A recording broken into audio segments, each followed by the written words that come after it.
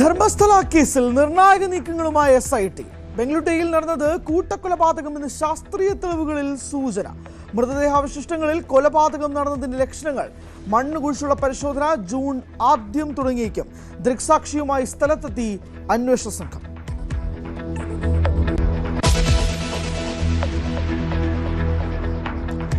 ആഭ്യന്തരമന്ത്രി രമേശ് ചെന്നിത്തല വിളിച്ച ഉന്നത പോലീസ് ഉദ്യോഗസ്ഥരുടെ യോഗം ഇന്ന്. സർക്കാരിന്റെ പോലീസ് നയം ചർച്ചയാകും. SP റാങ്ക് മുതലുള്ള എല്ലാ ഉദ്യോഗസ്ഥരും യോഗത്തിൽ പങ്കെടുക്കും.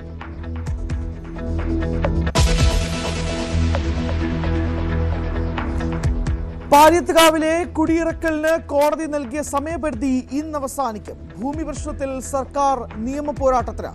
തിങ്കളാഴ്ച ഹൈക്കോടതിയെ സമീപിക്കും.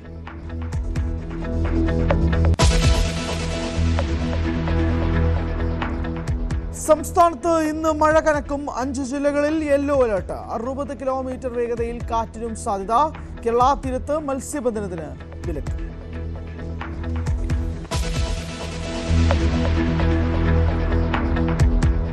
ഇന്ധനവില വീണ്ടും കൂട്ടി. പെട്രോൾ ലിറ്ററിന് 87 പൈസയുടെയും ഡീസലിന് 91 പൈസയുടെയും വർധനവ്. ഇന്ധനവില കൂട്ടുന്നത് 10 ദിവസത്തിനിടെ 3ാം തവണ.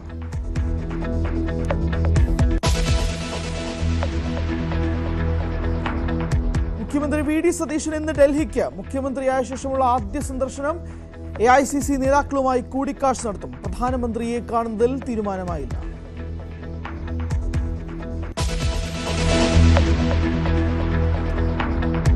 ഉന്നത വിദ്യാഭ്യാസ മേഖലയിൽ കാലാനുസൃതമായ മാറ്റം വരുത്തുമെന്ന് മന്ത്രി റോജി M. ജോൺ. സിലബസിൽ VC നിയമനത്തിൽ യോഗ്യത മാത്രം മാനദണ്ഡമാക്കും. ജാതി നോക്കി VC നിയമനം നടത്തുന്ന രീതി അവസാനിപ്പിക്കുമെന്നും മന്ത്രി ന്യൂസ് 18നോട്.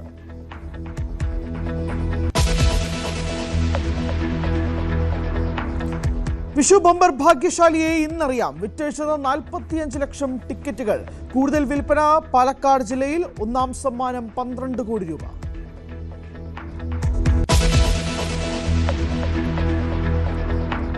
IPL ബാംഗ്ലൂരുവിനെതിരെ ഹൈദരാബാദിന് 55 റൺസിന്റെ തകർപ്പൻ ജയം. ഇന്ന് ലക്നൗ പഞ്ചാബിനെ നേരിടും.